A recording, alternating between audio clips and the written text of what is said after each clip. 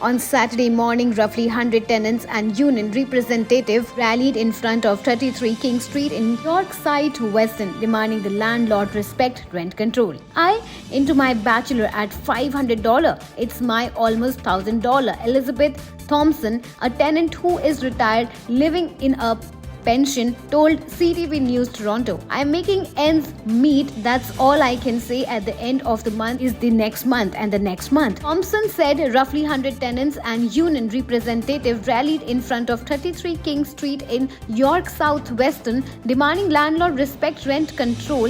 The York South Weston Tenants Union said 220 tenants from King Street and almost 100 from John Street have joined to rent strike. King Street started in June and John Street started early this month. "We have experienced rent increase up to 25% in 2029, said Anthony Ello, who live in John Street with his 2-year-old and wife. Crazy unfair rent increase that has been making us decide if we are going to be paying our rent on time or maybe if we are going to be having food on our table," he said. Residents say along with the rent increase, there has been a loss of amenities. Now said his building's elevators has not been working on and off for the last 3 years. Ontario landlords of rent controlling building can increase rent up to 2.5%, but they can increase it above the guideline by applying for above guideline rent increase. According to the Residential Tenancy Act, a landlord can apply for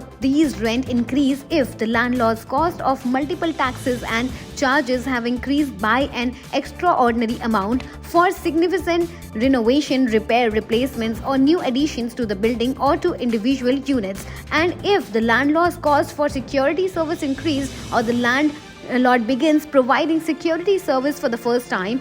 If they are renovating, they should sue or rent to renovate, said Henry. People have seen rent increase that are 3 or 4 times above rent control.